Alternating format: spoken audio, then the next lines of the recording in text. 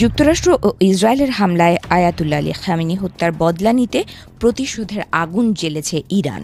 Ramat David airbase থেকে শুরু করে নেভেগ মরুভূমি, ইসরায়েলের প্রতিটি কোণে চলছে ইরানি মিসাইলের তাণ্ডব। এসব মিসাইলের দাপটে ইসরায়েলি বাহিনীর অহংকার স্রেফ খড়কুটোর মতো উড়ে যাচ্ছে। এছাড়া ইরানের মোজাইক ডকট্রিন আর সমন্বিত মিসাইল হামলার সামনে ইসরায়েলি আকাশ প্রতিরক্ষা কেবলই এক ব্যর্থতার নাম। বিমানবন্দর অচল, আকাশপথ রুদ্ধ, আর রণক্ষেত্রে একের পর এক প্রাণহানিতে ইরানি চোরাবালিতে আটকে গেছে ইসরায়েল, যেখান থেকে বেরোনোর কোনো পথ দখলদারদের সামনে নেই। তেল আবিবের বাংকারে লুকিয়ে থাকা ইসরায়েলি নীতি নির্ধারকরা আজ হাড়ে হাড়ে টের পাচ্ছেন পারস্যের সিংহের সাথে লড়াই করা কতটা ভয়াবহ হতে পারে। এদিকে পশ্চিমা গণমাধ্যমগুলোর রিপোর্ট অনুযায়ী যুদ্ধে ইসরায়েলকে পঙ্গু করতে গুরুত্বপূর্ণ স্থাপনাগুলোকে টার্গেট করছে ইরানি বাহিনী।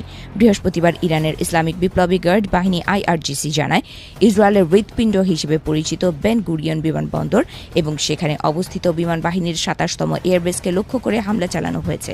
এ হামলায় শক্তিশালী খোরামশার 4 ব্যালিস্টিক মিসাইল ব্যবহার করা হয়েছে বলে জানিয়েছে বাহিনীটি।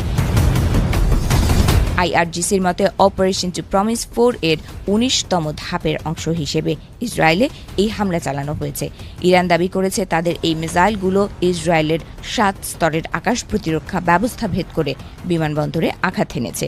হামলার ধ্বংসলীলা ইসরায়েলি শত্রুদের জন্য নরক তৈরি করেছে।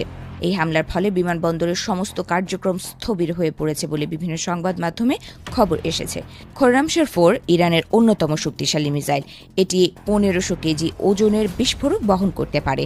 এর পাল্লা প্রায় ২০০ কিলোমিটার। এটি বায়ুমণ্ডলের বাইরের শব্দের চেয়ে ১৬ গুণ দ্রুত ছুটতে সক্ষম। ফলে খোরামশার 4 মিসাইল বর্তমান বিশ্বের যে কোনো প্রতিরক্ষা ব্যবস্থার জন্য প্রায় ধরাছোঁয়ার বাইরে। শুধু ইসরায়েল নয়, মার্কিন বাহিনীকে লক্ষ্য করে বৃষ্টির মতো মিসাইল ছোড়া হচ্ছে। ইরানি বাহিনী জানায়, কুয়েত, বাহরাইন এবং সংযুক্ত আরব আমিরাতে অবস্থিত অন্তত ২০টি মার্কিন সামরিক লক্ষ্যবস্তুতে আঘাত হেনেছে তারা।